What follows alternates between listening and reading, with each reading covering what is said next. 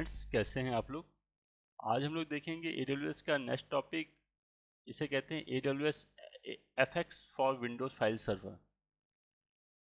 तो FX window file server क्या होता है? जैसे मैंने आपको EFX दिखाया था, इलास्टिक फाइल सर्वर दिखाया था, जो बेसिकली लिनक्स के लिए काम करता है। सेम ऐसे ही ये AWS FX जो है विंडोज फाइल सर्वर के लिए काम करता है। आपका इससे एडवांटेज क्या है कि सपोज करिए आपने कोई एक शेयर आप लोकेशन चाहते हैं, शेयर स्टोरेज चाहते हैं, जितने भी आपके पास सर्वर चल रहे हैं विंडोज बेस आपके पास, आप सपोज करिए आपके ऑन प्रीमाइसेस में सर्वर चल रहे हैं, दो विंडो बेस, या आपके AWS क्लाउड में जो विंडो बेस सर्वर चल रहे हैं वो 4 सर्वर चल रहे हैं। अब उनमें आप चाहते हैं कि कॉमन जो है, कॉमन फाइल सर्वर जो सभी में रिफ्लेक्ट करें, एक शेयर जो कॉमन स्टोरेज है वो सभी विंडो सर्वर में रिफ्लेक्ट करे। तो उसके लिए आपको सर्विस का यूज़ करना पड़ेगा, AWS FX सर्विस। तो इस सर्विस के थ्रू क्या होगा कि एक कॉमन शेयर स्टोरेज सभी विंडोज सर्वर में आपको रिफ्लेक्ट हो जाएगा। उन सभी जो वो एक साथ सारे सर्वर विंडोज के जितने भी सर्वर हैं वो सभी उस जो स्टोरेज शेयर स्टोरेज मिला है आपको AWS FX के थ्रू, उसमें आप एक साथ ही डेटा अपलोड कर सकते हैं, डेटा डिलीट कर सकते हैं, डेटा मॉडिफाई कर सकते हैं। चलिए स्टार्ट करते हैं लेक्चर को। In late 2018, AWS finally addressed the need of shared file support for SMB workload with the release of Amazon FX.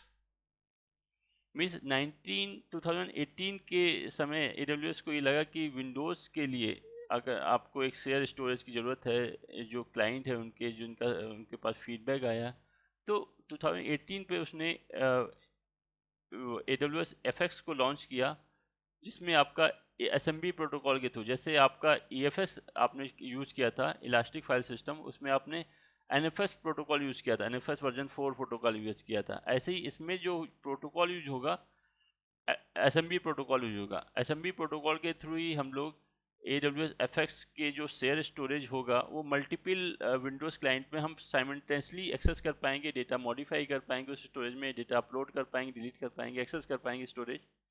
तो with the help of SMB protocol, server message block stand for होता है SMB, server message block protocol. तो इसके through हम लोग क्या कर पाएंगे, Amazon FX सर्विस जो होती है SMB प्रोटोकॉल का यूज करती है। Each fully managed file service is targeted at third-party protocol such as Windows Server and Lustre। तो इसमें बेसिकली आपके थर्ड पार्टी प्रोटोकॉल का भी यूज किया गया है, एक तो विंडोज का प्रोटोकॉल SMB एंड Lustre। तो इन दोनों के को मर्ज करके ये बनाया गया है, इन दोनों को के थ्रू ही आपका AWS FX for file server बना हुआ है, इसलिए इसको AWS FX for Windows file server कहते हैं। Because it is built on Windows, Amazon FX is able to fully integrate with any Microsoft workload such as Active Directory, Windows NTFS and DFS Distributed File System। तो जो AWS Lustre का जो ये इन्होंने लिया है, सर्विस ली है, ये जो सर्विस है वो तीनों के साथ AWS जो विंडोज़ की सभी सर्विस के साथ इंटीग्रेटेड हो जाती है आराम से। चाहे आप एक्टिव डायरेक्टरी की बात करें, या चाहे आप डोमेन कंट्रोलर की बात करें, चाहे आपका एंटीफेस फाइल सिस्टम हो, चाहे आपका DFS सर्विस हो, डिस्ट्रीब्यूटेड फाइल सिस्टम। तो distributed file system just like आपका AWS FX ही होता है।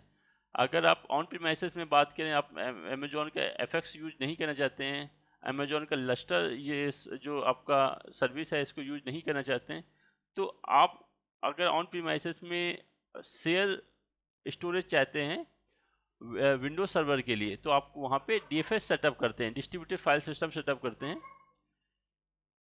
चलिए नेक्स्ट टॉपिक नेक्स्ट पॉइंट इसमें कंसीडर करते हैं। Unlike Amazon EFX, Amazon FX also offer enterprises great performance and IO 2 GB per second throughput. This shared storage service is also highly accessible। Mean जैसा कि आपको Amazon की EFS service provide करती थी, आपको हाई परफॉर्मेंस प्रोवाइड करती थी, high availability provide करती थी, सेम आपका अमेजोन का एफएक्स जो आपका सर्विस है, सेम आपको हाई अवेलेबिलिटी प्रोवाइड करती है, हाई परफॉर्मेंस प्रोवाइड करती है, बेटर आईओ थ्रूपुट प्रोवाइड करती है।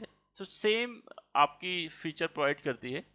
तो Amazon FX is also offer enterprises great performance. IO means 2 GB पर सेकेंड थ्रूपुट की स्पीड प्रोवाइड कर सकती है, इंटरप्राइज लेवल की आपकी परफॉर्मेंस प्रोवाइड कर सकती है, और जो स्टोरेज है वो हाईली अवेलेबल होता है और इजी एक्सेसिबल होता है, मतलब ऑल टाइम अवेलेबल रहेगा और इजीली आप उसको एक्सेस कर सकते हैं। As FX target enterprise user, it also AWS FX for Windows file server for SMB CISF comes with a data migration capability for lifting and shifting existing workload to the cloud with minimal effort। Means क्या है कि जो आपका AWS FX file system है वो basically SMB और CISF protocol का use करती है, और लस्टर मतलब दो कॉम्बिनेशन के SMB और लस्टर प्रोटोकॉल से मिलकर बना हुआ है AWS FX।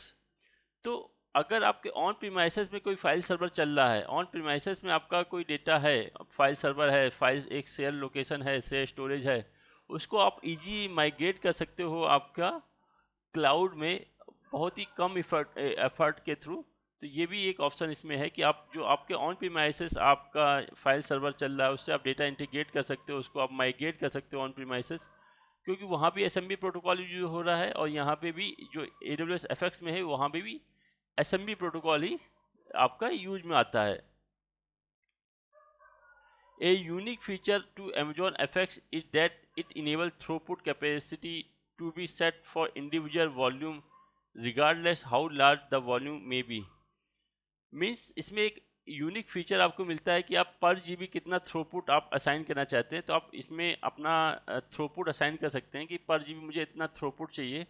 तो ये डिपेंड करता है, उससे आपकी कॉस्ट तो बढ़ेगी लेकिन आपकी परफॉर्मेंस आप जितना अच्छा चाहते हो उतना ही आपको बेहतरीन परफॉर्मेंस मिलेगी। आपको जितने ज़्यादा आप थ्रोपुट आप लेंगे उतनी ही ज़्यादा आपकी जो डेटा की रीड एंड राइट स्पीड होती है वो आपकी काफ़ी ज़्यादा इंक्रीज हो जाती है। तो आप इसमें ये डिफाइन कर सकते हैं कि वॉल्यूम बनाते समय या आप ये स्टोरेज बनाते समय कि आपको पर जीबी कितना आपको आईओ की नीड है, थ्रूपुट की कितनी नीड है आपको, आप इसमें डिफाइन कर सकते हैं। A unique feature to Amazon FX is that it enable throughput. ये सेम पॉइंट है, मैं इसको 2 बार मेंशन कर दिया। चलिए नेक्स्ट पॉइंट को देखता हूँ। Charges are apply based on the amount of throughput storage and backup storage use per GB per month. जो आपको चार्जेस देने पड़ेंगे AWS FX के लिए वो 3 चीज़ पे डिपेंड है। पहला, आप कितना थ्रूपुट ले रहे हैं पर जीबी, कितने स्टोरेज ले रहे हैं, मतलब कितना जीबी स्टोरेज ले रहे हैं, 200 GB ले रहे हैं या 1 TB स्टोरेज ले रहे हैं, और स्टोरेज में पर जीबी कितना थ्रूपुट ले रहे हैं, प्लस आप उसका बैकअप कितना यूज़ कर रहे हैं। जो स्टोरेज आपने लिया है उस स्टोरेज का कितना बैकअप स्पेस आपने कंज्यूम किया हुआ है। इन 3 चीज़ पे आपका डिपेंड करेगा कि आपका जो AWS FX का जो कॉस्टिंग आ रही है वो कितनी जनरेट होगी पर मंथ। तो बेसिकली 3 चीज़ पे डिपेंड होती है, एक थ्रूपुट पे, सेकेंड वन स्टोरेज पे, कितना आप कितना वॉल्यूम साइज ले रहे हैं, स्टोरेज मीन्स थ्रूपुट में तक नंबर कितना थ्रूपुट आप असाइन कर रहे हैं, स्टोरेज मीन्स वॉल्यूम साइज कितना ले रहे हैं, स्टोरेज का साइज कितना ले रहे हैं जो आप शेयर स्टोरेज ले रहे हैं, प्लस आपका बैकअप, उसका कितना ज़्यादा बैकअप का स्पेस यूज हो रहा है 1 मंथ में, उस पर डिपेंड करता है आपका charges. Security need are met by Amazon AWS through the use of encryption data both in transit and at the rest। तो सिक्योरिटी रीजन की वजह से इसमें डेटा आप इन ट्रांजिट भी इंक्रिप्शन अप्लाई होता है और डेटा एट रेस्ट भी इंक्रिप्शन अप्लाई होता है।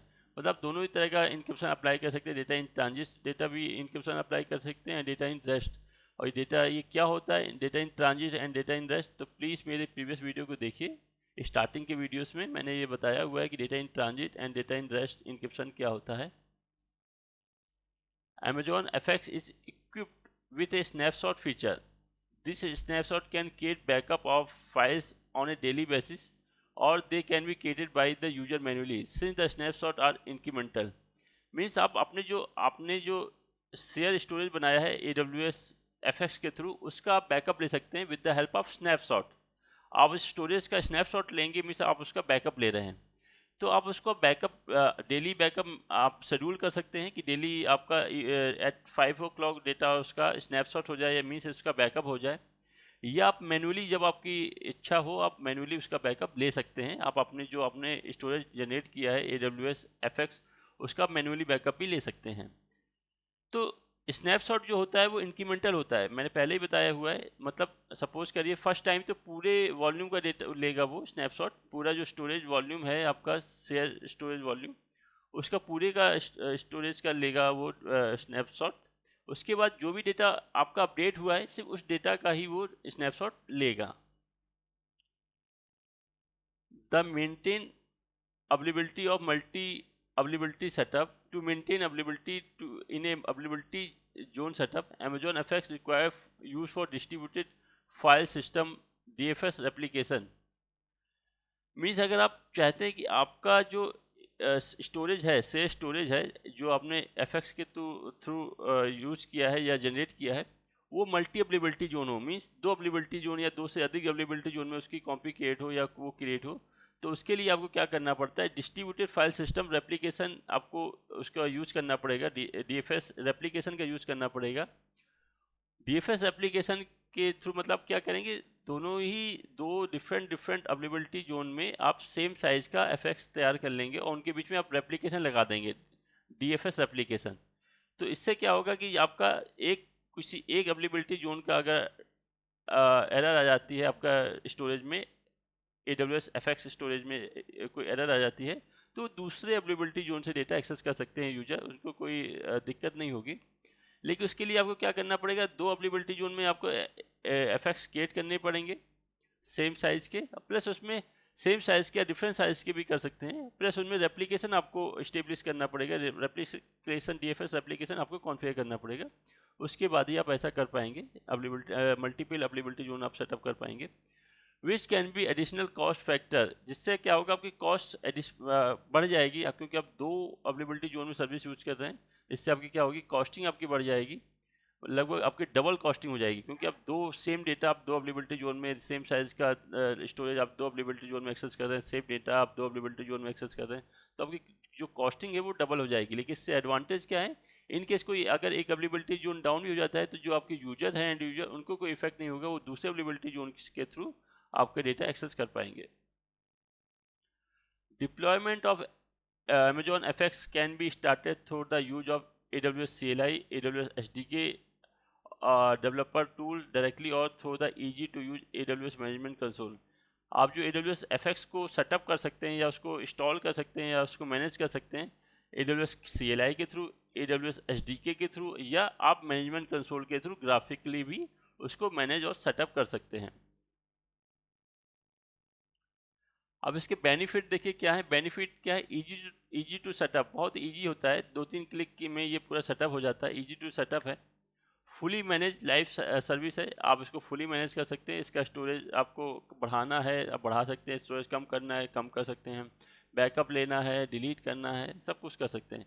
एडी इंटीग्रेटेड है, मीन्स आपका एक्टिव डायरेक्टरी से इंटीग्रेटेड है, तो ये बहुत बड़ा अच्छा एडवांटेज। जितने भी एक्टिव डायरेक्टरी के मेंबर होंगे, जितने भी एक्टिव डायरेक्टरी के कंप्यूटर मेंबर होंगे, सब में आप वो डायरेक्टरी सर्विस सेम टाइम पे एक्सेस कर सकते हैं, सेम टाइम पे उसमें डेटा मैनिपुलेट कर सकते हैं, सेम टाइम पे जितने भी आपके कंप्यूटर एसोसिएट है उस डायरेक्टरी सर्विस के थ्रू, उन सभी कंप्यूटर्स में आप डेटा को, इस स्टोरेज को एक्सेस कर सकते हैं, डेटा को मैनिपुलेट कर सकते हैं, डेटा को अपडेट कर सकते हैं। तो ये क्योंकि एडी इंटीग्रेटेड है, तो ये काफ़ी अच्छा होता है कि आप सेंट्रलाइज पॉइंट से मैनेज कर सकते हैं। And support for window NTFS and DFS, तो NTFS new technology file system को भी सपोर्ट करता है और डीएफएस सर्विस मतलब डिस्ट्रीब्यूटेड फाइल सिस्टम को भी सपोर्ट करता है। तो इसके बेनिफिट हैं। अब कंसिडरेशन क्या है, डेली इंक्रीमेंटल स्नैपशॉट और मैनुअल, आपको डेली बैकअप लेना पड़ेगा, या तो आप इंक्रीमेंट लीजिए उसको स्नैप हो तो शेड्यूल करिए, या तो आप मैनुअली उसका बैकअप लीजिए। Multi availability zone available through DFS, अगर आप मल्टीपल अवेलेबिलिटी जोन में सेटअप करना चाहते हैं तो वो DFS एप्लीकेशन के थ्रू ही पॉसिबल है, जैसा मैंने आपको बताया है। Availability limited to these AWS region, अभी ये सभी रीजन में आपका AWS FX सर्विस अवेलेबल नहीं है। ये जो मेंशन रीजन है, US west, US east, north Virginia, US east, Ohio, Europe, Ireland, some इसमें इस रीजन में आपकी बेसिकली सर्विस अवेलेबल है। धीरे धीरे अमेजोन उनको बढ़ा रहा है पूरे अपने पैन जो जो आपका पूरा वर्ल्ड वाइड जो उसके अवेलेबिलिटी जोन है, धीरे धीरे उनमें सेटअप कर रहा है कि आप हर अवेलेबिलिटी जोन में इस सर्विस का यूज़ कर पाएँ। पॉसिबली वीकली मेंटेनेंस पॉसिबली हो सकता है कि AWS इसका वीकली मेंटेनेंस करे, तो जिससे आपको कुछ डाउन टाइम का सामना करना पड़ सकता है। AWS डायरेक्टरी सर्विस यूजेस, आप इसमें AWS डायरेक्टरी सर्विस का यूज़ कर सकते हैं, उसको इंटीग्रेट कर सकते हैं, एक्टिव डायरेक्टरी को इंटीग्रेट कर सकते हैं, तो बहुत ही अच्छा बेनिफिट है ये आपका। लेकिन आपको उसके लिए इस AWS FX के लिए आपको डायरेक्टरी सर्विस की नीड पड़ेगी, तो ये इसका ड्रॉबैक भी आप कह सकते हैं कि बिना डायरेक्टरी सर्विस का आप यूज़ नहीं कर पाएंगे। कॉस्ट आप जो इस पर इफेक्ट करती है वो 3 चीज़ पे इफेक्ट करती है। पहले आप थ्रूपुट कितना ले रहे हैं, दूसरा आप स्टोरेज वॉल्यूम साइज कितना ले रहे हैं, और थर्ड वन आप बैकअप कितना आपने जब बैकअप स्पेस यूज़ किया हुआ है। तो मंथली जो कॉस्ट आएगी वो इन 3 चीज़ पे बेस्ड आएगी। और जो लास्ट पॉइंट है, अगर आप जो स्टोरेज होती है वो आप SSD ले सकते हैं या HDD ले सकते हैं। SSD की स्पीड बहुत अच्छी होती है HDD के कंपेरिजन। तो अगर आप SSD ले रहे हैं, solid state drive, SSD means solid state drive ले रहे हैं, तो कम से कम आपको 32 GB का आपको स्टोरेज लेना ही पड़ेगा, मिनिमम ये है कैपेसिटी है। अगर आप हार्ड डिस्क ड्राइव ले रहे हैं, SSD मतलब हार्ड डिस्क ड्राइव ले रहे हैं स्टोरेज में, तो आपको मिनिमम आपका 200 GB का स्टोरेज साइज लेना ही पड़ेगा। तो ये बेसिकली कुछ कंसिडरेशन थे एंड बेनिफिट था। चलिए अब इसका लैब परफॉर्म करते हैं हम लोग। सो फ्रेंड्स देखिए, इस समय हमने मैनेजमेंट कंसोल को एक्सेस कर रखा है। इस समय मैं मुंबई रीजन में हूँ, और सबसे पहले मैं चलता हूँ डायरेक्टरी सर्विस में। तो मैं दिखा दूंगा कि मैंने जो प्रीवियस वीडियो अपलोड किए हैं, प्रीवियस लेक्चर अपलोड किए हैं, उसमें मैंने एक डायरेक्टरी सर्विस आपको क्रिएट करके दिखाई थी, डोमेन कंट्रोलर आपको क्रिएट करके दिखाया था। ये आपका AWS मैनेज एक्टिव डायरेक्टरी है, तो इसका मैंने नाम दिया था ध्रुव.com। और जब मैं इसमें क्लिक करता हूँ तो इसमें इसके 2 IP मुझे दिख जाएंगे, 2 DNS IP जो देखिए मुझे दिख गए हैं। इसका जो मैंने नाम दिया ध्रुव.com दिया है, और इसके जो 2 नेम है वो देखिए, 2 नेम मैंने जो DNS के जो 2 IP हैं जो डिफरेंट अवेलेबिलिटी जोन में सेटअप करता है। ये क्यों करता है? क्योंकि अगर एक अवेलेबिलिटी जोन का AD करप्ट हो जाए या उसमें कोई प्रॉब्लम आ जाए, तो वो डेटा आपकी जो यूजर है इफेक्ट ना करें, वो दूसरे अवेलेबिलिटी जोन से डेटा आपका ऑथेंटिकेट हो जाए यूजर। तो इसलिए देखिए 2 IP जनरेट करता है। तो वो 2 IP मैंने यहाँ पे मेंशन कर लिए हैं। देखिए, ये देखिए डायरेक्टरी के उसके दोनों DNS के IP मैंने मेंशन कर लिए, प्लस उसका डोमेन नेम मैंने यहाँ पे मेंशन कर लिया है। चलिए अब मैं चलता हूँ सर्विसेज में। सबसे पहले आपको एक AWS manage active directory setup करनी है, जो ऑलरेडी मेरे पास सेटअप है। अगर आपको इसमें डाउट है कि कैसे AWS manage active directory setup करते हैं, तो प्लीज़ मेरे प्रीवियस वीडियो देखिए, जिसमें मैंने ब्रीफली पूरे लेक्चर कवर किया हुआ है। तो चलिए हम लोग चलते हैं सर्विसेज में। अब हम एक्सेस करेंगे हम लोग FX, या यहाँ आपको यहाँ मेंशन करना पड़ेगा FX। तो आपके पास FX सर्विस आ जाएगी, तो आप FX सर्विस को एक्सेस करिएगा। तो देखिए यहाँ पे कोई भी FX अभी क्रिएटेड नहीं है। अगर क्रिएटेड होता तो यहाँ पे रिफ्लेक्ट कर जाता है आपके पास स्टोरेज। तो आप क्रिएट फाइल सिस्टम में करिएगा। तो क्रिएट फाइल सिस्टम में करेंगे तो आपको करना है ये वाला, पहला वाला Amazon FX for Windows file server, पहला वाला ऑप्शन सेलेक्ट करना है। तो ये देखिए उसका एडवांटेज बता रहा है कि क्या क्या उसके एडवांटेज हैं, क्या उसका बेसिकली यूज है। तो जो मैंने आपको डिस्क्राइब कर दिया अभी पूरा लेक्चर, उसके बाद आपको सिर्फ नेक्स्ट करना है। यहाँ पे नेक्स्ट करिए, इसका नाम दे दीजिए। मैंने इसका नाम दे दिया है, ऑप्शनल नेम है, मैंने इसका नाम दे दिया है टेस्ट FX। मैंने इसका नाम दे दिया टेस्ट। आपको मल्टीपल अवेलेबिलिटी जोन के लिए चाहिए तो आपकी कॉस्टिंग डबल हो जाएगी, जैसे मैंने बताया। तो मैंने कहा नहीं, मुझे सिंगल अवेलेबिलिटी जोन के लिए चाहिए। मल्टीपल अवेलेबिलिटी जोन के लिए आपका क्या होगा कि बेसिकली आपको क्या करना होगा कि DFS एप्लीकेशन को सेटअप करना पड़ेगा। तो मैंने इसको ऑप्शन को नहीं लिया, मैंने सिंगल अवेलेबिलिटी जोन को लिया है। तो सिंगल अवेलेबिलिटी जोन देखिए, 2 अवेलेबिलिटी जोन में ये ऑप्शन है आपका, अवेलेबिलिटी जोन 2, अवेलेबिलिटी जोन 1। लेकिन अवेलेबिलिटी जोन 2 जोन क्यों ले रहा है? क्योंकि न्यूएस्ट है, सबसे नया बना हुआ है, इसलिए इसको रिकमेंड कर रहा है। तो मैं इसी को ले लेता हूँ। आप चाहें तो इसको भी ले सकते हैं, अवेलेबिलिटी जोन 1 को भी, तो इसमें कोई इशू नहीं है। लेकिन ये इसको रिकमेंड कर रहा है, इसलिए आप इसको ही ले लीजिए। अब आप देखिए SSD लेना चाहते हैं या HDD स्टोरेज टाइप लेना चाहते हैं। अगर देखिए SSD लेना चाहते हैं तो मिनिमम 32 GB है, और मैक्सिमम आपका 65,536 GB है, ले सकते हैं आप मैक्सिमम। तो SSD के लिए ये है। अगर आप HDD लेना चाहते हैं तो आपका देखिए मिनिमम 2000 GB है, मैंने वहाँ 200 GB आपको मेंशन किया था। 200 GB नहीं है, वहाँ पे 2000 GB है। मिनिमम आपको HDD के केस में 2000 GB लेना पड़ेगा और मैक्सिमम सेम है। तो मैं यहाँ पे स्टोरेज जो टाइप है SSD लूँगा और यहाँ पे मैं स्टोरेज 32 GB लूँगा, जो इसकी मिनिमम साइज़ है। VPC मैंने आपका यहाँ पे VPC सेलेक्ट कर लिया, जो डिफ़ॉल्ट VPC है। सिक्योरिटी ग्रुप देखिए, इसमें सिक्योरिटी ग्रुप बाय डिफ़ॉल्ट ये आ रहा है, डिफ़ॉल्ट सिक्योरिटी ग्रुप जो उसने लिया है। तो आप इस सिक्योरिटी ग्रुप को देखिए, मैं क्या करता हूँ, कॉपी कर लेता हूँ, ये मुझे आगे ज़रूरत पड़ेगी इसकी। तो मैंने सिक्योरिटी ग्रुप का जो नेम है उसको मैंने यहाँ पे कॉपी कर लिया और यहाँ पे मैंने इसको पेस्ट कर लिया, सिक्योरिटी ग्रुप का नेम को। उसके बाद देखिए सबनेट, आप 1A में लेना चाहते हैं या 1B में लेना चाहते हैं, आप सबनेट डिफाइन कर सकते हैं। तो मैं यहाँ पे 1B ले लेता हूँ। अब देखिए AWS मैनेज एक्टिव डायरेक्टरी के साथ आप लिंक कर सकते हैं, या तो आपकी ऑन प्रीमाइसेस कोई एक्टिव डायरेक्टरी है उसके साथ भी आप इसको लिंक कर सकते हैं, लेकिन आपको डोमेन की रिक्वायरमेंट होगी। तो मेरे पास AWS मैनेज एक्टिव डायरेक्टरी है, मैंने यहाँ पे सेलेक्ट किया और मैंने यहाँ पे क्लिक करेंगे तो मुझे जो मेरी डायरेक्टरी बनी है dhruv.com वो यहाँ पे रिफ्लेक्ट कर जाएगी। तो अब मैं उसको सेलेक्ट कर लूँगा। तो आपको पहले से क्या करना है, पहले ये आपको AWS manage active directory create करनी है। अगर आपको इसमें कोई डाउट है तो मेरे प्रीवियस वाले जो मैंने वीडियो अपलोड किए उनको देखिए। इनक्रिप्शन देखिए, बाय डिफॉल्ट इनक्रिप्शन अप्लाई हो रहा है और उसकी की ये अप्लाई हो रही है इनक्रिप्शन की, KMS की, की मैनेजमेंट सर्विस। आप अगर आपको बैकअप शेड्यूल करना है तो आप बैकअप इनेबल कर सकते हैं, नहीं तो आप ऑटोमेटिक बैकअप डिसेबल कर दीजिए। अगर आपको डिसेबल करना है तो आपको उसके बाद इसको मैनुअली लेना पड़ेगा। अगर आप इसको इनेबल करना चाहते हैं तो आप इनेबल कर सकते हैं यहाँ से। तो आप ऐसा भी कर सकते हैं। रिटेंशन पीरियड है, हर 7 दिन तक डेटा रखेगा, बैकअप रखेगा। 7 दिन के बाद जो ओल्ड बैकअप है उनको डिलीट कर देगा, आप ऐसा भी कर सकते हैं। तो चलिए, और टैग अगर आपको कोई देना है तो टैग दे सकते हैं। तो मैंने टैग दे दिया नेम, टैग की दे दी, या मैं टैग नहीं देता हूँ यहाँ पे, मैं सिर्फ नेस्ट कर देता हूँ। तो देखिए मेरा डिफ़ॉल्ट सारे ऑप्शन से सेट कर लिए कि मैंने नेम दिया है टेस्ट FX, और ये अब सिंगल अवेलेबिलिटी जोन लिया मैंने, SSD स्टोरेज लिया 32 GB लिया, थ्रूपुट मैंने 16 MB पर सेकेंड का थ्रूपुट है मेरा। VPC सिक्योरिटी ग्रुप मेरा ये है, VPC कौन सा है, ये सब चीज़ मेंशन है मेरी। डेली ऑटोमेटिक बैकअप विंडो मैंने कोई सेलेक्ट नहीं की है। रिटेंशन पीरियड 7 डेज है। Weekly maintenance window no preferred है। तो ये चीज़ मैंने सारे ऑप्शन दिखाया। उसके बाद मैं क्रिएट फाइल सिस्टम में क्लिक कर दूंगा। तो देखिए मेरा एक क्रिएटिंग यहाँ पे प्रोसेस होने लगा 32 GB के साथ। अब ये कम से कम 10 से 15 मिनट लेगा क्रिएट होने के लिए।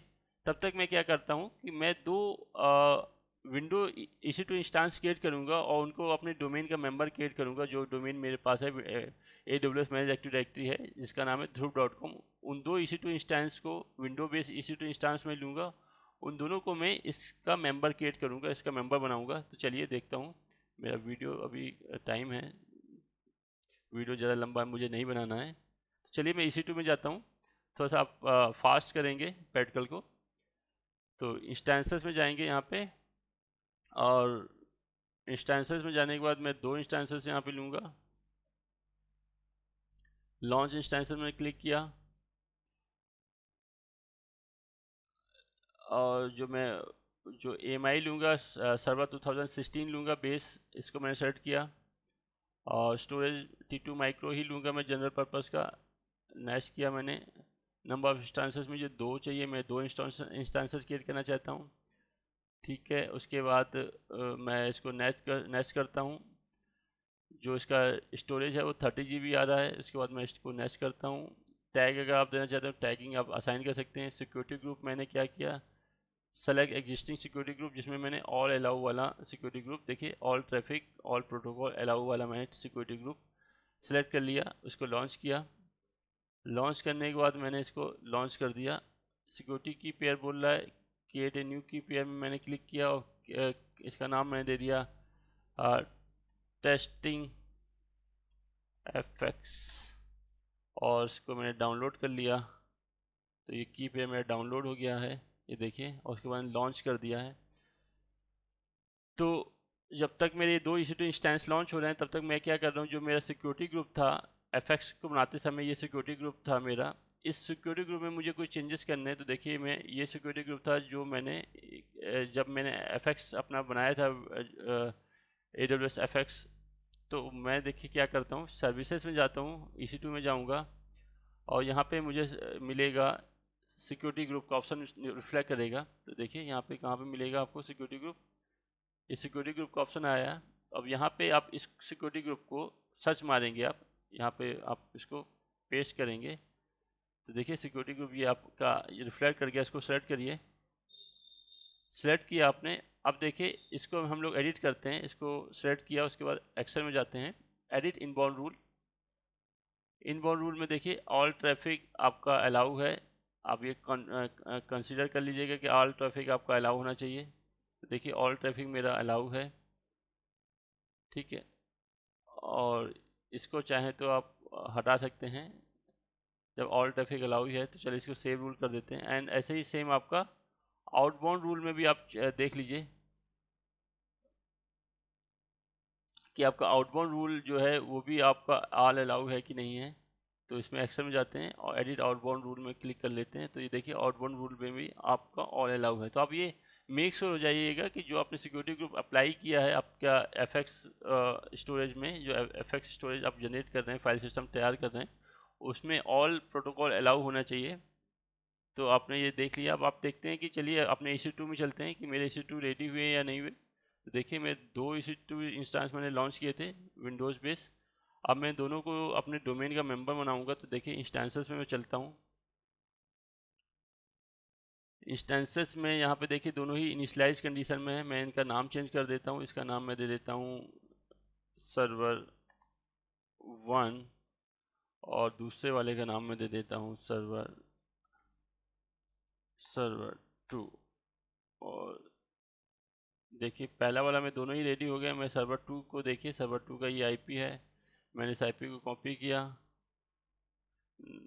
और MST टाइप किया विंडोज़ में। कैसे मैंने ये विंडो बॉक्स लेके आया हूँ, तो देखिए विंडो बॉक्स लाने के लिए आपको विंडो के साथ आर प्रेस करेंगे। देखिए मैं फिर से दिखा देता हूँ आपको, विंडो के साथ आपको क्या क्या प्रेस करना है।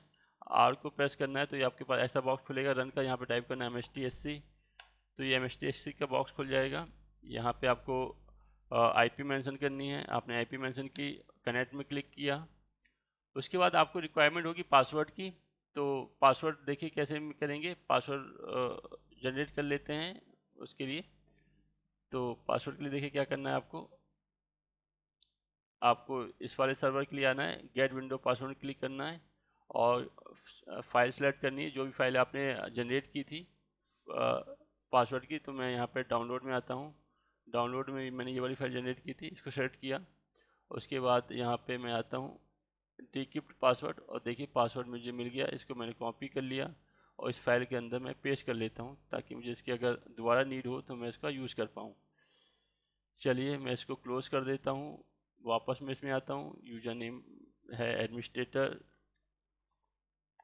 पासवर्ड है इसका सेम जो मैंने अभी पेस्ट किया है एंड इसको ओके किया। तो देखिए मैं इसको लॉगिन कर पा रहा हूँ। सेम ऐसे ही मैं दूसरे वाले सर्वर को भी मैं क्या करता हूँ, RDP ले लेता हूँ उसका। इसका जो आईपी है वो आईपी जो है ये आईपी है, इसको मैंने कॉपी किया और इसको भी मैंने यहाँ पे पेस्ट एक्सेस करना चाहा। इसका आईपी मैंने मेंशन किया। यूजर नेम पासवर्ड पूछेगा मुझसे ये। तो देखिए यूजर नेम मैंने एडमिनिस्ट्रेटर ही है और दोनों का सिक्योरिटी ग्रुप सेम था तो इसलिए इनका पासवर्ड भी सेम होगा। इसको मैं मिनिमाइज कर देता हूँ। पासवर्ड सेम होगा तो मैं सेम वही पासवर्ड कॉपी किया और पेस्ट किया और लॉगिन किया।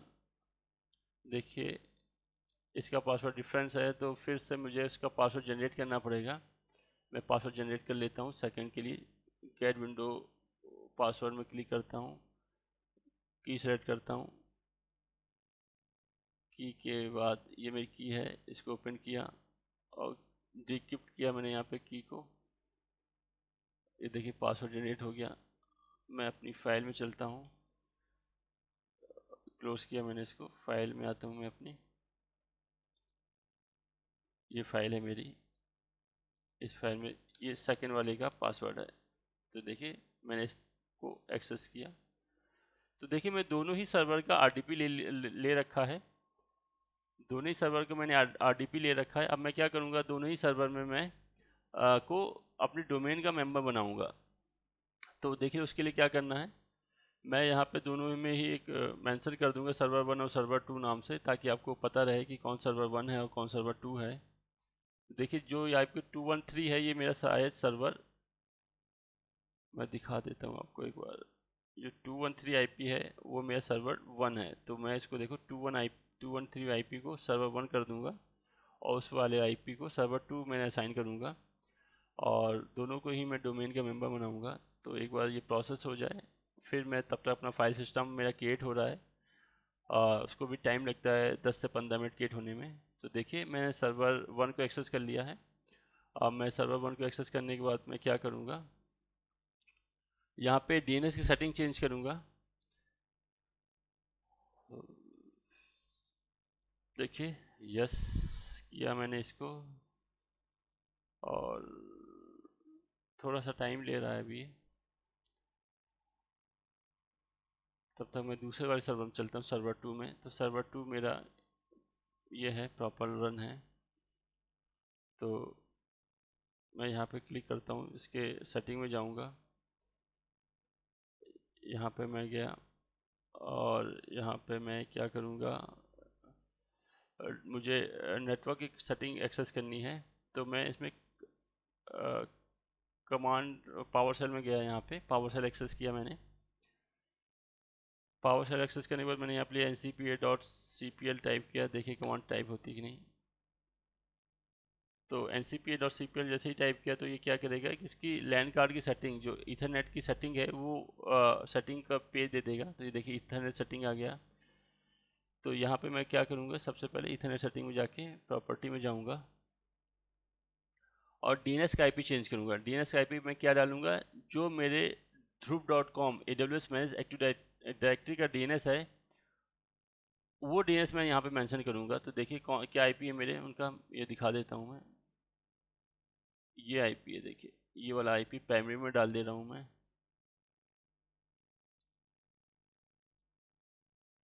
ये मैंने प्राइमरी में डाल यहाँ पे मेंशन किया, और ये वाला आईपी मैंने सेकेंडरी में मेंशन किया। देखिए सेकेंडरी में मैंने मेंशन कर दिया। तो दोनों ही आईपी में, प्राइमरी और सेकेंडरी में, किसी भी आईपी को आप प्राइमरी या किसी भी आईपी को आप सेकेंडरी में डाल सकते हैं। उसके बाद ओके करेंगे, क्लोज करेंगे। अगर आपको डाउट है कि कैसे डोमेन का मेंबर बनता है, तो प्लीज़ मेरे प्रीवियस वीडियो को देखिए, जिसमें मैंने स्टेप बाय स्टेप आपको बताया हुआ है। अब मैं देखिए डीएनएस में आईपी मैंने डाल दी अपने डोमेन की, ध्रुव.com की। अब मैं कैसे उसको मेंबर बनाऊंगा, तो वापस आपको कंप्यूटर में आना है। देखिए कैसे करेंगे आप, तो आपको कंप्यूटर से एक्सेस करना है। तो उसके लिए आप माई कंप्यूटर एक्सेस करेंगे। माई कंप्यूटर में यहाँ पे आप जाएंगे, दिस पीसी में राइट क्लिक करेंगे, प्रॉपर्टी में जाएंगे। यहाँ प्रॉपर्टी में जाने के बाद देखिए ये सर्वर मेरा है, इसको यहाँ पे चेंज में क्लिक करेंगे। अब ये वर्क ग्रुप में है, यहाँ पे चेंज में क्लिक करेंगे आप। चेंज में आप यहाँ पे डोमेन नेम डिफाइन करेंगे। डोमेन नेम क्या है मेरा, यहाँ पे चेंज में क्लिक करेंगे। अब मैंने देखिए इसका नाम सर्वर 2 है, ये सर्वर 2 कर दिया है, और यहाँ डोमेन में क्लिक किया। डोमेन का नेम है ध्रुव.com, और ओके करेंगे। तो ये यूजर नेम एंड पासवर्ड का बॉक्स देगा, यूजर नेम पासवर्ड पूछेगा मुझसे। तो देखिए यूजर नेम है मेरा एडमिन। आपको पता है कि जो AWS manage active directory create करते हैं, उसमें जो यूजर नेम क्रिएट होता है वो एडमिन नाम से होता है। इसका पासवर्ड असाइन कर रहा हूँ मैं, और इसको ओके कर रहा हूँ। तो देखिए अगर मैंने ये वेलकम टू ध्रुव.com डोमेन, अब ये मुझे वेलकम कर रहा है, और उसके बाद ये सिस्टम रिस्टार्ट होगा। देखिए रिस्टार्ट नाउ। तो ये डोमेन का मेंबर बन गया है। ये सिस्टम रिस्टार्ट हो रहा है, तब तक मैं क्या करता हूँ, अपने सर्वर 1 को एक्सेस कर लेता हूँ और उसको मैं डोमेन का मेंबर बना लेता हूँ। तो ये मेरा सर्वर 1 है, तो इसको मैंने एक्सेस किया, स्टार्ट में गया, या सीधे मैं रन को एक्सेस कर लूँगा। यहाँ पे रन बॉक्स एक्सेस किया, यहाँ पे मैं टाइप करूँगा ncpa.cpl।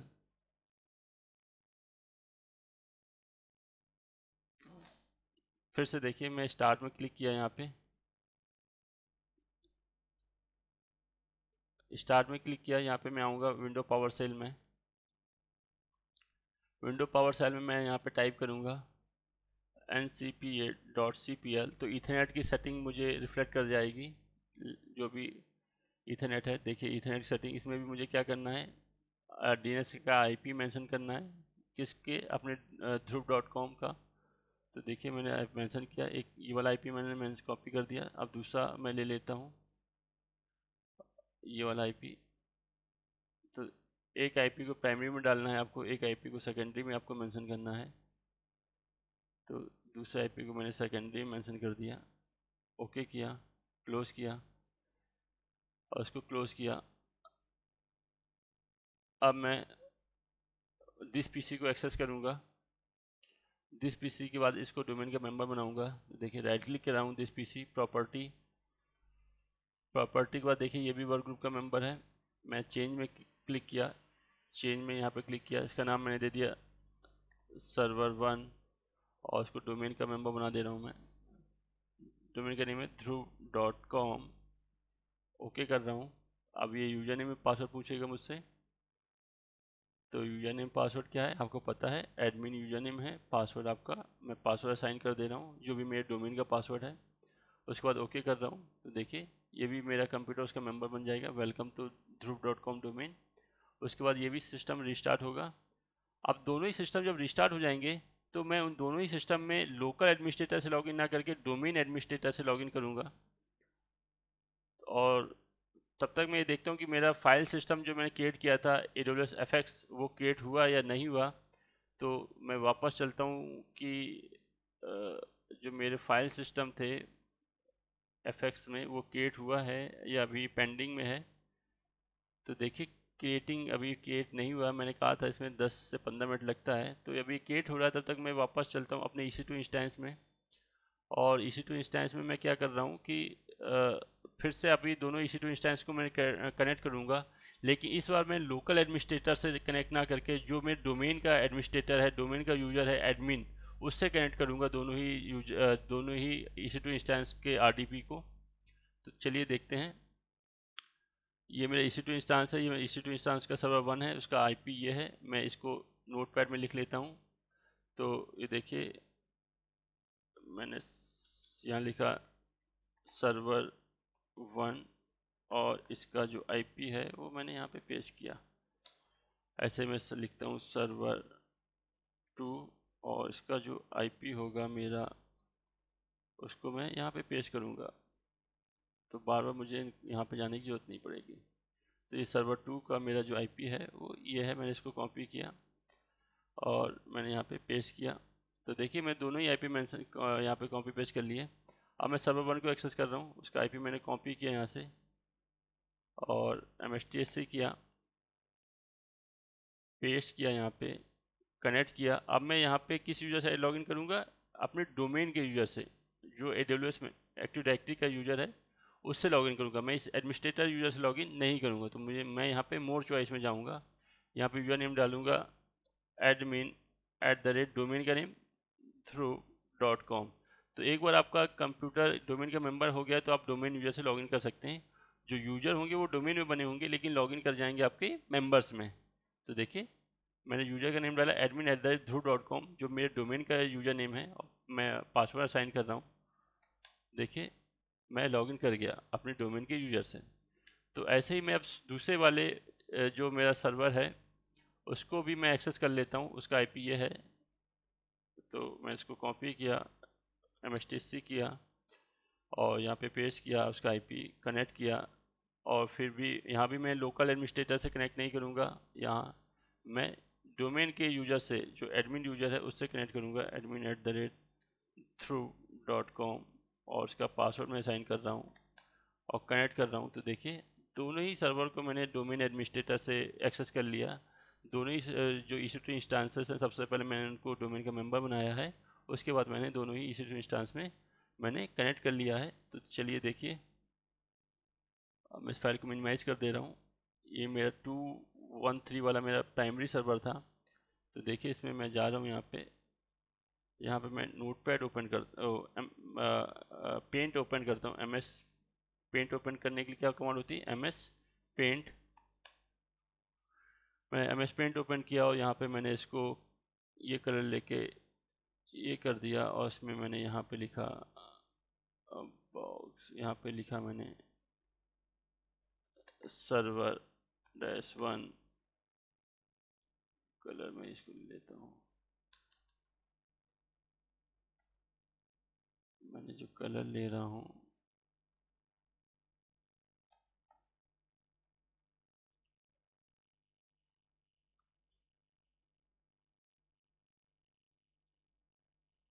मैं इसका नाम ले रहा हूँ सर्वर -1, और इसका जो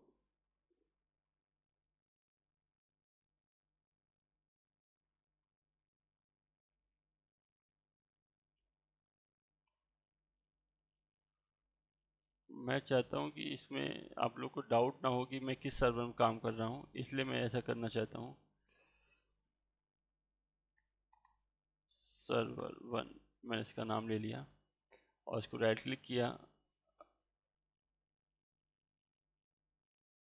सेव कर लेता हूँ मैं इसको, save as JPG file desktop में मैंने सेव कर लिया। देखिए मेरा ये आ गया, और इसको राइट क्लिक किया मैंने, set as a desktop background कर दूंगा, तो देखिए ये सर्वर 1 मेरा है, आपको पता चल जाएगा कि ये सर्वर 1 है मेरा। ठीक है, ऐसे ही मैं सर्वर 2 में भी कर देता हूँ, ताकि आपको ये पता रहे कि किस सर्वर में मैं काम कर रहा हूँ। मैंने रन ओपन किया, यहाँ पे टाइप किया MS पेंट, और पेंट के बाद मैं इसमें कलर ले लेता हूँ येलो, येलो कलर ले लिया। उसके बाद मैं ये लेता हूँ, इसको ऐसे करता हूँ, ब्लैक को यहाँ पे साइन करता हूँ, ये लेता हूँ, और उसमें मैं नेम असाइन करता हूँ। नेम में मैं यहाँ पे 72 लेता हूँ, और 72 के बाद लिखता हूँ सर्वर 2, सर्वर 2 कर लिया, और मैं इसको सेव कर लेता हूँ डेस्कटॉप में ही, और इसको मैं राइट क्लिक करके डेस्कटॉप बैकग्राउंड कर लेता हूँ। तो देखिए सर्वर 2, चलिए मेरे दोनों ही सर्वर रेडी हो गए, सर्वर 1 एंड सर्वर 2।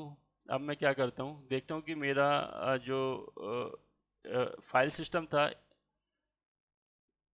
FX वाला, वो रेडी हुआ या नहीं हुआ। तो मैं सर्विसेज में जाता हूँ, और यहाँ FX में को मैं सेलेक्ट करता हूँ। तो देखिए ये अवेलेबल हो गया, देखिए अवेलेबल यहाँ पे रेडी हो गया। तो जैसे ही देखिए test.fx नाम दिया था आपने, विंडोज़ का है लस्टर, तो ये यहाँ पे विंडोज़ आ गया। और आपका सिंगल अवेलेबिलिटी जोन था, SSD लिया था 32 GB, तो यहाँ पे रिफ्लेक्ट कर दिया इसने। अब आप इसको सेलेक्ट करेंगे, तो यहाँ पे सेलेक्ट करने के बाद देखिए आपको क्या करना है। यहाँ पे जैसे सेलेक्ट करेंगे, उसके बाद देखिए क्या होगा, यहाँ पे आपको DNS नेम दिख जाएगा। ये देखिए DNS नेम और IP दोनों चीज़ दिख गई। तो अब यहाँ पे DNS नेम को कॉपी कर लेंगे, ये DNS नेम है, इसको मैं यहाँ पे कॉपी कर लेता हूँ। तो ये देखिए इसको क्या देते हैं, FX DNS नेम, और ये मैंने पेस्ट कर लिया। चलिए अब मैं अपने पहले वाले सर्वर में जा रहा हूँ, ये सर्वर मेरा 1 है। अब मैं इसको एक्सेस करूँगा, जो मेरा फाइल सिस्टम मैंने क्रिएट किया है उसको एक्सेस करूँगा। देखिए कैसे एक्सेस करते हैं। मैं यहाँ पे दिस PC को एक्सेस करूँगा, अपने दिस PC में जाऊँगा, मैं यहाँ पे राइट क्लिक करूँगा, और मैप नेटवर्क ड्राइव में मैं क्लिक करूँगा। अब यहाँ पे देखिए क्या करना है, आपको डबल स्लैश लगाना है, उसके बाद आपको DNS नेम यहाँ पे पेस्ट करना है, उसके बाद फिर से एक स्लैश लगाना है, और जो इसका नेम देना है, जो आपने जो फाइल सिस्टम क्रिएट किया है AWS FX के थ्रू, इसका जो नेम होगा बाय डिफ़ॉल्ट जो नेम होता है शेयर नेम होता है, जो जिस नाम से ये बनता है उसका नाम होता है शेयर नेम। आपको शेयर नेम में क्लिक करना है, और यहाँ पे connect at a sign in में क्लिक करना है, और आपको फिनिश करना है यहाँ पे। तो देखिए जैसे ही आपने फिनिश किया, आपके पास ये कनेक्ट हो गया, और आप जिस PC में जाके देख सकते हैं, देखिए शेयर नेम यहाँ पे कनेक्ट हो गया, और ये डोमेन नेम है।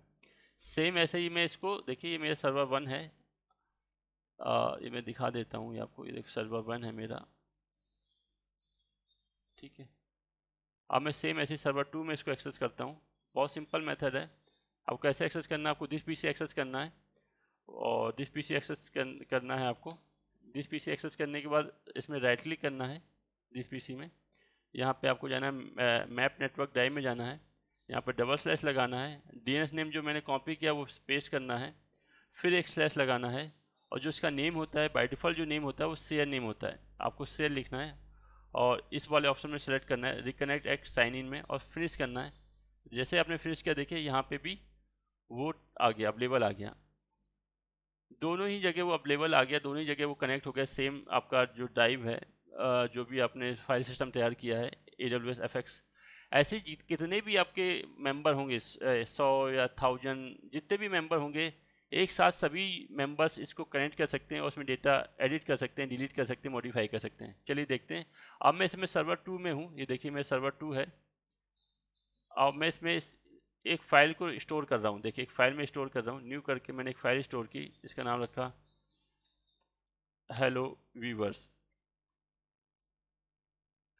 और उसमें लिखा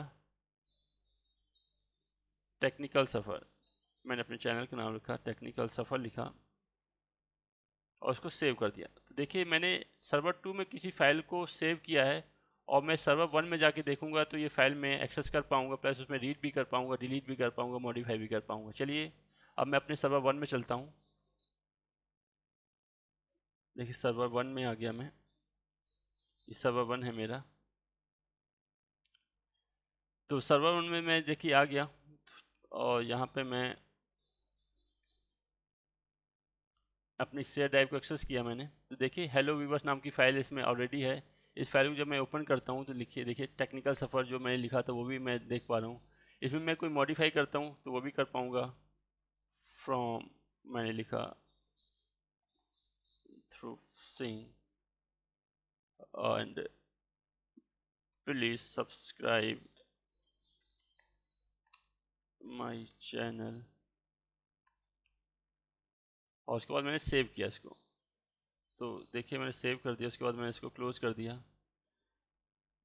अब मैं सर्वर 2 में आता हूँ, ये देखिए सर्वर 2, इस फाइल को फिर से मैं एक्सेस करता हूँ तो देखिए साइमल्टेनियसली मल्टीपल जो आपके मशीन हैं, मल्टीपल यूजर्स हैं, मल्टीपल डेस्कटॉप हैं आपके जो इस फाइल सिस्टम को एक्सेस कर सकते हैं, प्लस उसमें डेटा स्टोर कर सकते हैं, डेटा को मॉडिफाई कर सकते हैं, डेटा को डिलीट कर सकते हैं।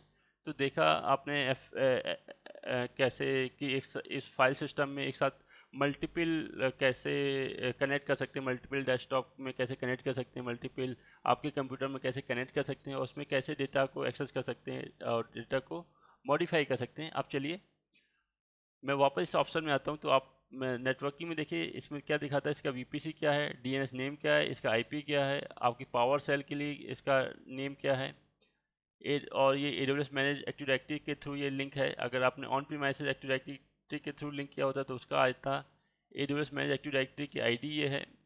और जो आपने का डेटा इनक्रिप्ट हो रहा है उस इनक्रिप्शन की कौन सी है, KMS की, वो दिखा रहा है कि ये KMS के थ्रू इनक्रिप्ट हो रहा। सबनेट आपने इस सबनेट में आपने किया था, अवेलेबिलिटी जोन 1 भी है, नेटवर्क इंटरफेस ये अटैच है इसमें। मॉनिटरिंग में आपको दिखाएगा कि इसमें कितना आपका बेसिकली यूज हो रहा है, आपका स्टोरेज प्रोसेसिंग कितनी यूज हो रहा है, ये सारी चीज़ आपकी नेटवर्किंग में थ्रूपुट कितना यूज हो रहा है, आईओस कितना यूज हो रहा है, कैपेसिटी कितनी यूज हो रही है, वो सारी चीज़ यहाँ पे आप देख सकते हैं, मॉनिटर कर सकते हैं कि टोटल आईओस कितने यूज हो रहे हैं, थ्रूपुट कितना यूज हो रहा है। प्लस आपका एडमिनिस्ट्रेशन में चलता हूँ मैं। अगर आपको इसका साइज अपग्रेड करना है तो देखिए अपडेट कर सकते हैं, या इसका कैसे करेंगे अपडेट। ये साइज 32 है, आपको उसमें साइज बढ़ाना है तो अपडेट में क्लिक करेंगे यहाँ पे। सॉरी ये यहाँ पे मेंटेनेंस में क्या है, वीकली मेंटेनेंस का ऑप्शन है, ये अपडेट के लिए आपको यहाँ पे जाना है इस वाले ऑप्शन में। मीन्स अगर आप चाहते हैं कि ये वीकली मेंटेन हो इसका, तो उसके लिए आप यहाँ पे क्लिक कर सकते हैं। तो अपडेट के लिए आपको यहाँ पे जाना होगा, अपडेट स्टोरेज कैपेसिटी या अपडेट थ्रूपुट कैपेसिटी। आपको क्या अपडेट करना है, मुझे स्टोरेज की कैपेसिटी को अपग्रेड करना है, अपडेट करना है, तो मैं इस यहाँ पे क्लिक करूँगा। अभी करंट कैपेसिटी 32 GB है, आपको कितना करना है, मुझे करना है एब्सोल्यूट करना है, मुझे इसको 32 से 34 हो जाए, 2 GB में बढ़ाना चाहता हूँ। और उसके बाद मैं अपग्रेड में क्लिक कर दूंगा। क्या कह रहा है, in very desire capacity 32 desire capacity must be at least 10% बढ़ाना पड़ेगा आपको। तो 10% बढ़ाना पड़ेगा, मतलब 36 मुझे लेना पड़ेगा, तो मैं 10% ले लेता हूँ, 36 GB यहाँ पे ले लेता हूँ, अपग्रेड कर देता हूँ मैं।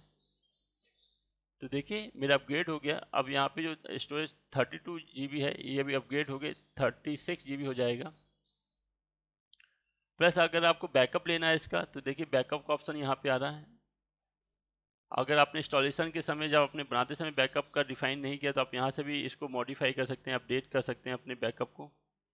तो देखिए इनेबल बैकअप लेना है आपको, यस करना ऑटोमेटिक बैकअप में। कब लेना है आपको, आप टाइम डिफाइन कर दीजिए कि मुझे रात के 10 बजे लेना होता है, तो आप टाइम डिफाइन कर दीजिए कि हर दिन 10 बजे रात में ये बैकअप स्टार्ट हो जाए। और रिटेंशन पीरियड आप चाहते हैं कि सिर्फ 5 दिन का बैकअप रखे या 4 दिन का बैकअप रखे या 2 दिन का बैकअप रखे, तो आप रिटेंशन पीरियड डिफाइन कर सकते हैं। मैक्सिमम 1 डे, मिनिमम 1 डे होता है और मैक्सिमम आपका 35 डेज तक आप रिटेंशन पीरियड सेलेक्ट कर सकते हैं। उसके बाद इसको सेव कर दें तो आप ऐसे बैकअप भी डिफाइन कर सकते हैं। तो हर दिन रात में 10 बजे ये ऑटोमेटिक बैकअप शेड्यूल कर देगा, जिसकी रिटेंशन पीरियड जो भी आपने डिफाइन किया है वो रखेगा। सो फ्रेंड्स, देखा आपने कि क्या होता है कॉन्सेप्ट, पहले आपने समझा कि AWS FX क्या होता है, प्लस कैसे इसको सेटअप करते हैं, कैसे इसको एक्सेस करते हैं, कैसे इसको अपडेट करते हैं। तो अगर आपको ये इस वीडियो पसंद आया हो, ये लेक्चर पसंद आया हो, तो प्लीज़ मेरे चैनल को ज़्यादा से ज़्यादा सब्सक्राइब करिए, चैनल को के वीडियो को शेयर करिए अपने फ्रेंड सर्किल में।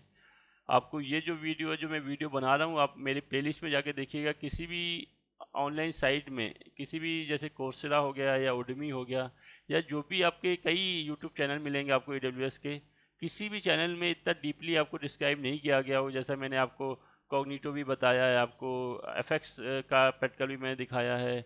आप मेरे चैनल में जितने डीपली मैं आपको वीडियो बना रहा हूँ, तो इतना डीपली वीडियो आपको किसी भी लेक्चर, किसी भी प्लेटफॉर्म या किसी भी ऑनलाइन साइट में आपको अवेलेबल नहीं होगा। तो मेरी बस इतनी सी रिक्वेस्ट है कि आप प्लीज़ मेरे चैनल को ज़्यादा से ज़्यादा सब्सक्राइब करिए, मेरे वीडियो को अपने फ्रेंड सर्किल में शेयर करिए, ताकि सभी लोग ग्रूम हो पाएँ, आपके फ्रेंड भी ग्रूम हो पाएँ, उनको भी जो नॉलेज है वो मिल पाए। इस लेक्चर में फ़िलहाल इतना ही। Thank you.